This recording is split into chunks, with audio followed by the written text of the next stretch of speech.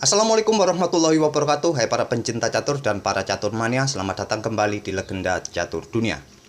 Tadi malam merupakan babak yang penting bagi Alireza Firoza untuk menjaga kesempatannya untuk menjuarai turnamen FIDE Grand Swiss ini dan berkesempatan bermain di turnamen kandidat 2022. Perlu diketahui kawan, juara dan runner-up turnamen ini akan mengisi line up atau menjadi peserta turnamen kandidat 2022. Dan tadi malam Alireza ini bertemu dengan David Howell, pesaing terdekatnya sang komentator. Dan kita langsung saja ke atas papan apa yang terjadi tadi malam di antara kedua pemain ini. Namun sebelum itu kawan, saya akan coba umumkan pemenang kaos edisi minggu ini. Untuk edisi minggu yang lalu saya anggap hangus karena selama 5 hari ini tidak ada konfirmasi dari pemenang di edisi kemarin. Di edisi sekarang saya akan bagikan dua kaos, satu kaos dari Bapak Rusdi Wianto dan satu kaos dari saya. Dan untuk pemenang yang pertama saya ambil komentar dari video Vasilin Topalov versus Viswanathan Anand tanggal 31 Oktober. Nantinya akan mendapatkan ukuran M kawan dari Bapak Rusdi Wianto. Pemenangnya adalah akun Diki Saputra. Kebetulan mengaku sebagai pelajar dan mungkin cocok ukurannya ukuran M. Selamat untuk Diki Saputra. Silakan konfirmasi nanti kawan. Dan untuk pemenang yang kedua saya ambil dari videonya Iren Sukandar. Di sini saya pilih akun yang bernama Dahya Al-Kalabi, sepertinya berasal dari Malang. Selamat bagi kedua pemenang yang mendapatkan masing-masing satu kaos di edisi minggu ini. Dan sekali lagi, jika dalam waktu atau tempo 5 hari pemenang tidak melakukan konfirmasi, saya anggap hangus dan akan diberikan kepada calon pemenang di edisi berikutnya. Oke, sekarang kita ke permainan antara Alireza versus David Howell kawan. Alireza pegang putih mengawali permainan dengan pion E4, David Howell membalas dengan pion E5, dan kita temui permainan pembukaan Italia atau Italian Game, gajah C4, variasi Giocho Piano, gajah C5.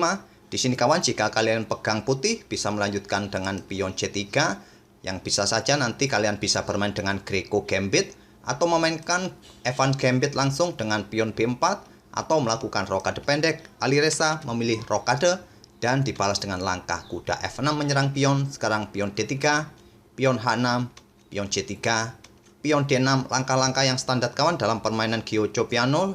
Di mainlannya seperti ini, beteng E1. Di sini hitam langsung melakukan rokade. Apabila pada posisi seperti ini tadi kawan, setelah beteng putih meninggalkan pos di peta F1 sehingga pion ini menjadi lemah, kalian berniat untuk mengejar atau mengancam pion ini dengan kuda di G4 dengan 2 perwira nantinya, simple beteng putih bisa naik kawan ke peta E2 dan putih akan baik-baik saja.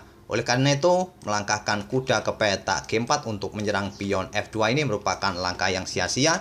Jadi di sini David Howell langsung memilih rokade. Dibalas Alireza dengan pion H3 mengontrol peta G4, pion A5 untuk mendapatkan ruang di sayap menteri, kuda B berkembang ke D2, gajah hitam E6 untuk menantang pertukaran gajah petak terang.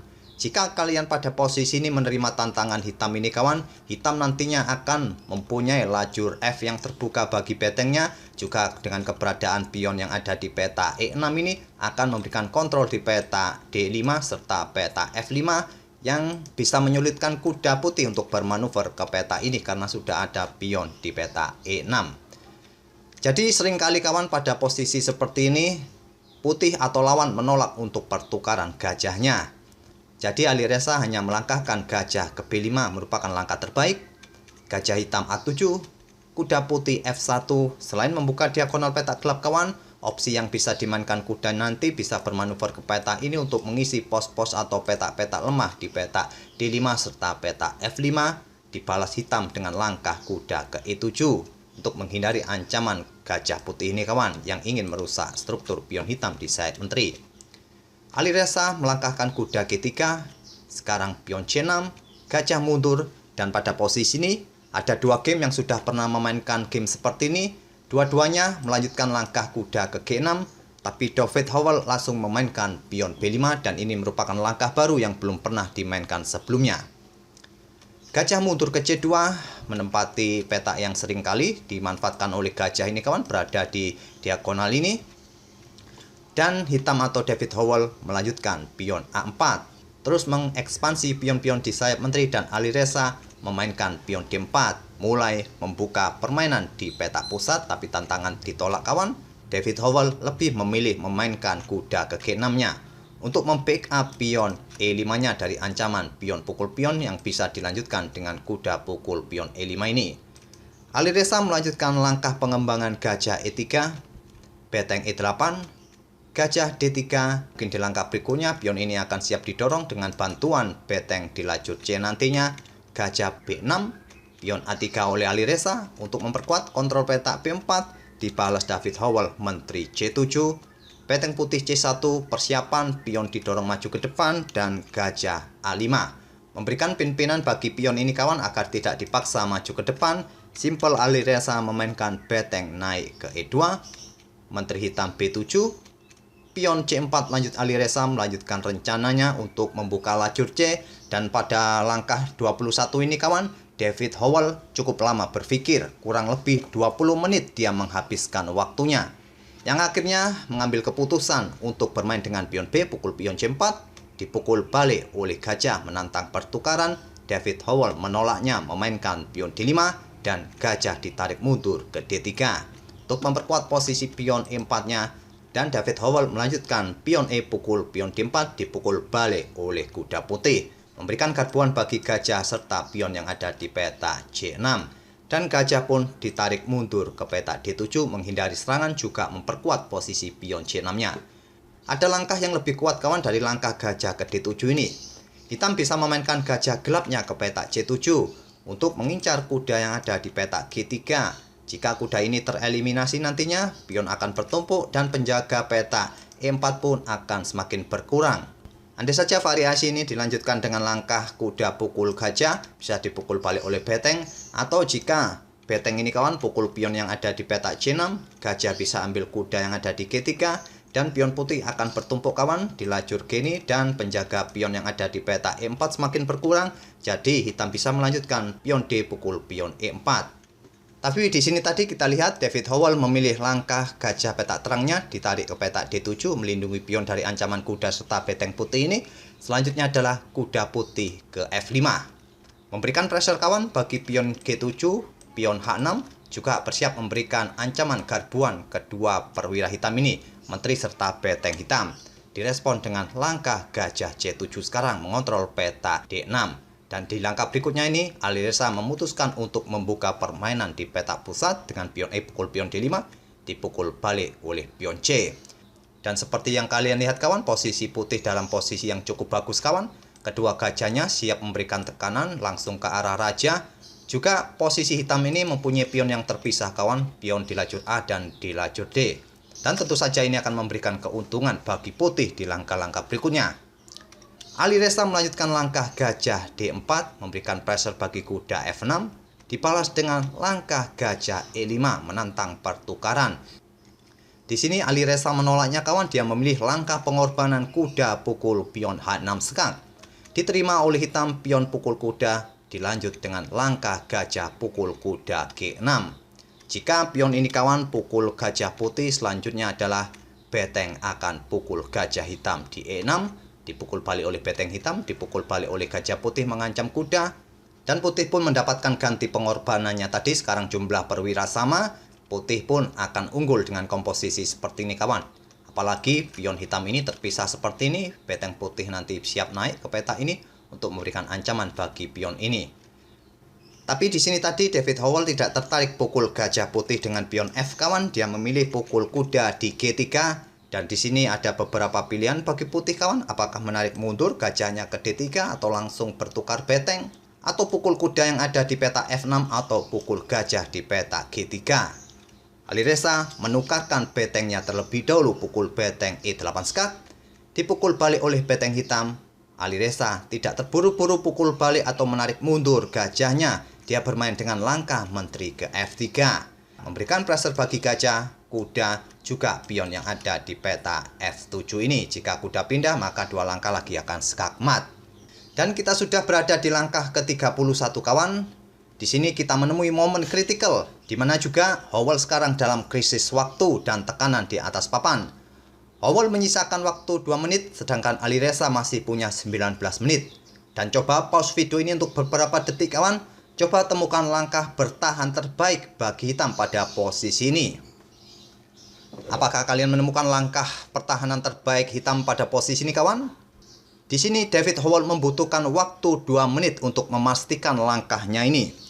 Dia melangkahkan menterinya ke C6 kawan, mengorbankan menterinya ataupun membackup kuda serta mengancam beteng. Jika beteng pukul menteri kawan, ancamannya adalah ancaman skakmat, beteng E1 skakmat karena raja tidak bisa lari, ada gajah di sini. Dan dengan melangkahkan menteri ke petak C6 ini kawan, sekarang David Howell hanya mempunyai waktu 34 detik saja. Dia harus bertahan hingga 9 langkah ke depan sampai tambahan waktu di langkah ke-40. Dan langkah menteri ke C6 ini sempat membuat Alireza terkejut kawan, karena dia tidak memperhitungkan langkah ini. Tapi Alireza masih mempunyai gajah terang yang bisa ditarik mundur ke C2. Apabila pada posisi ini kawan, putih memilih langkah menteri ditarik ke petak D1, akan kalah kawan putih. Selanjutnya adalah menteri hitam akan ke D6 untuk memberikan ancaman skak di langkah berikutnya. Apalagi gajahnya juga dalam ancaman pion hitam ini kawan. Bila pion pukul gajah, selanjutnya pion hitam pun akan pukul gajah putih. Dan hitam akan menang 1 perwira, hitam pun akan menang. Tapi di permainan ini tadi kita lihat Alireza menarik mundur gajahnya ke C2, merupakan langkah terbaik untuk menghadang ancaman menteri hitam ini. Di sini kawan, David Howell memutuskan menarik mundur gajahnya ke B8. Memukul gajah di petak C2 juga bisa dilakukan oleh hitam kawan. Jika beteng pukul menteri, maka beteng akan ke I1 skakmat. Jadi menteri putih akan pukul gajah G3 terlebih dahulu, ditutup oleh menteri. Menteri pukul menteri, dipukul balik. Selanjutnya gajah pukul kuda di F6. Dengan variasi ini kawan, sedikit lebih baik daripada langkah gajah ditarik mundur ke petak B8 tadi. Tapi mengingat pion hitam ini terpisah dengan formasi seperti ini, akan memberikan kesulitan juga bagi hitam untuk mengawal pionnya nanti. Tapi dalam tekanan waktu yang luar biasa kawan, tidak mungkin bagi David Howell untuk menganalisa begitu dalam. Dia langsung memainkan gajah B8 dan selanjutnya menteri pukul kuda di F6. Sekarang posisi perwira kembali seimbang kawan. Dan di langkah berikutnya memberikan ancaman skakmat. Ini memaksa menteri pukul menteri dipukul balik oleh gajah dan beteng bergerak ke C8 mengepin gajah. Diantisipasi dengan langkah gajah mundur ke C3 dibalas dengan pion D4. Jika pion ini diambil oleh gajah, selanjutnya adalah gajah gelap akan ke F4 menyerang beteng, ditutup oleh gajah di E3, gajah pukul gajah dipukul balik, selanjutnya adalah gajah F5 kawan, dan hitam nanti akan menang kualitas perwira. Oleh karena itulah pengorbanan pion D4 ini ditolak oleh Alireza memainkan gajah D2. Sekarang raja bergerak ke G7, gajah ke D3 menantang pertukaran, tantangan diterima, dipukul balik oleh gajah petak gelap. Selanjutnya pion H5, pion H4, gajah bergerak ke C6 dan pion G3. Membentuk struktur yang cukup solid kawan, nanti dengan kawalan gajah petak gelap. David Howell melanjutkan langkah ke D7. Ini artinya kawan, David Howell sudah melakukan langkah ke-40-nya. Di langkah berikutnya, tambahan waktu akan diberikan kepada kedua pemain sebanyak 50 menit. Raja putih F1, gajah hitam E5 memperkuat posisi pionnya, dan raja ke E2, gajah G4 skak, raja ke D2, dan gajah kembali mundur ke D7. Selanjutnya adalah raja ke C2. Persiapan mendorong pionnya 2 petak kawan, jika dipukul menggunakan end passen bisa dipukul balik oleh raja. David Howell mengantisipasi dengan langkah gajah E6. Selanjutnya adalah gajah B5. Persiapan untuk mengeliminasi diperkuat dengan langkah gajah B3 skak, raja ke D3 dan raja hitam G6, gajah putih ke D7. Untuk mengontrol diagonal ini kawan agar tidak bisa dilintasi oleh raja hitam. Dan David Howell melangkahkan gajah D1, gajah putih D2, persiapan kawan bergerak ke petak B4, kemudian ke petak C5 untuk mengeliminasi pion pusat ini. Di sini David Howell melangkahkan pion F5, selanjutnya gajah F4 menantang pertukaran gajah gelap, tantangan ditolak, gajah mundur ke G7, gajah ke D6, persiapan ke petak C5 nanti.